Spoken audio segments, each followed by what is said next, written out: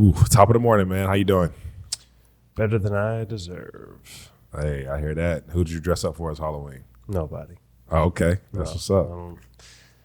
Personally, don't do too much with it.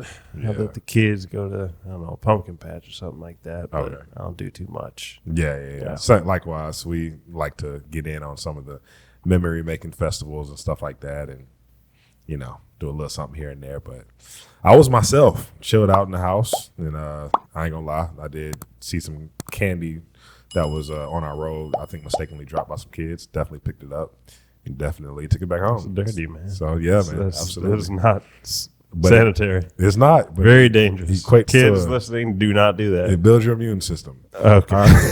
No, I'm messing. Oh, so let's jump into it real quick. All right, so what we got here is Cryptopunk sold for 124,457 Ethereum, which equates to $533 million. And on top of that, Bored Ape sold for $3.4 million, breaking the record for the highest sale in the Bored Ape Yacht Club. All right, so man, we're talking Ethereum right now, and coins launching and stuff like that. I know that we recently launched a coin. So just in the realm of NFTs, man, what do you want to speak on this about? That was the highest selling NFT. The one that was for the 533 mil, the equivalent to at the time 533 mil, or 124,457 ETH. That blew away the previous record of the 69 million for the Beeple NFT. We'll just go over briefly. NFT means non-fungible token. Just think of it like a stamp of ownership on digital assets. And if you're wondering why, if you go look at it's a Cryptopunk that sold for that much. And if you're wondering why, or you look at the Bored Ape Yacht Club, it's like a picture of an ape. And the Cryptopunk is like this pixelized image. And you might be wondering, all right, why does somebody pay this much money for this, right? $500 million. There's a lot of extra benefits that come with the community of it. Now, do I think it's overpaid? I don't know what the strategy was. Mm-hmm. I'm not going to say it's overpaid. Reason being is because they could own this same person or fund or whoever this is could own a lot of stake in a lot of different cryptos that are in the metaverse space. Mm-hmm. The metaverse space is more so like decentralized land, mm-hmm. Ownership of NFTs, creator coins. Like they're in that space too, and it's essentially saying that the concept of Web 3.0. If you've heard of anybody talking about that, it means that it's like a ownership of the software of the internet. Mm-hmm. All right. So right now the internet's just like this idea, and we can all connect through it. But the ownership of the software of the internet is another idea. Right. And that's what we're getting into with crypto and NFTs and all this stuff. So with let's say that they owned a bunch of Ethereum, the person who bought this Cryptopunk for that much, they own a bunch of Ethereum, they own some Bitcoin, they own some Mana, which is like decentralized land, mm-hmm. Crypto, and like ownership of digital land. They may own some Rally and some creator coin spaces too. They know that putting this much money into one single NFT gets a lot of headlines. Right. So whenever they get the media to do all their promoting for them, mm-hmm. they're kind of paying for ad space in a way. Mm-hmm. As well as owning this asset, I don't know if they'll be able to flip it for more than 533 million. I doubt they would be able to flip it for more than 500. Not right off the bat. Anyway, so I doubt they did it to be able to flip it later. Right. They did it so that the market would keep going, and they'll be able to sustain their gains or even make more gains. Yes. Because if you have this much disposable cash, mm-hmm. your gains are not as big a percentage. We talked about this before. If you're you're putting in billions of dollars into something, your gains just can't be as large a percentage as most other people's. Right.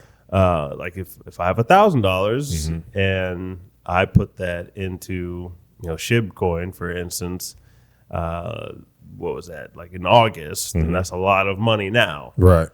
I can't do the same thing now with like $1 billion and Facts. flip that to $1 trillion. Yeah, as easily, because there's just too many signals going into that one market where people are going to pull out their cash. So that's why I think they did this. Yeah. For the NFT space at large, though, they're trying to draw, and the people was an overpayment too, if you ask me, but it might have just been that same idea of maybe they'll fractionalize this NFT into different shares. Maybe they were just trying to get the attention to this market because it's a good idea. Right. The other use cases for the NFT is that exclusive club aspect. So if I own one of these CryptoPunks, I'm now in the club, and it could be that I'm in, Miami, or I pretty much, like, you could be anywhere and you're part of this club that, hey, if you own this, you now get access to our yacht, parties, or and there could be a lot of good business sales there too, and a lot of other ideas. So you're part of this community. You draw attention to the market, and you also have the other assets that are surrounding the idea you're trying to push across to the public. Right. So that's a high level view of why I think they did this, the use case of the NFTs. And we got to remember, it's like, I don't know, there might be somebody watching this show that's worth $1 billion. I don't know. But most of the time, it's not going to be people, with $1 billion net worth. So you have to start thinking differently about why people would do certain things.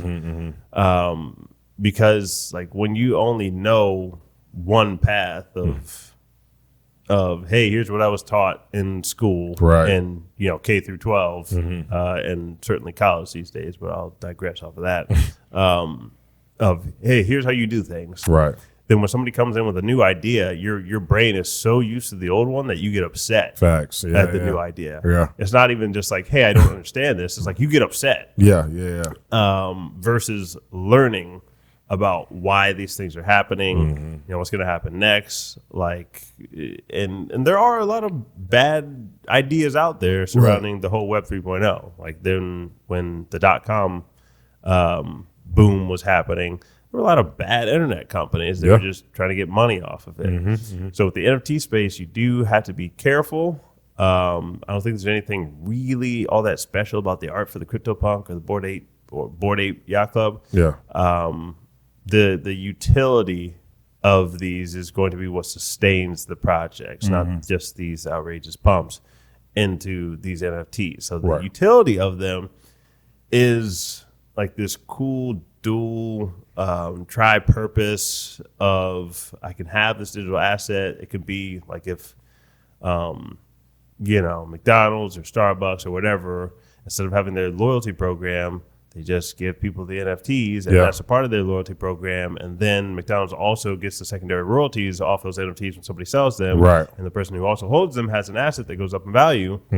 That's a way better loyalty club 100%. Than just having, my card get punched every time I go to the store. Right. So these dual purposes of, you can pass down a loyalty program to your kids. It's an asset now. So all of that is really where the value is, just like there was real value in the internet. Right. It's just that it's being fished out and people are drawing attention to it. So I think that the person who paid $500 million knows what they're doing. And they're more so thinking along the lines of everything I stated versus, hey, this was a pixelized image, and I'm going to pay $500 million for it. No. Yeah. So yeah, that's my take. Come on, sounds great. Appreciate it.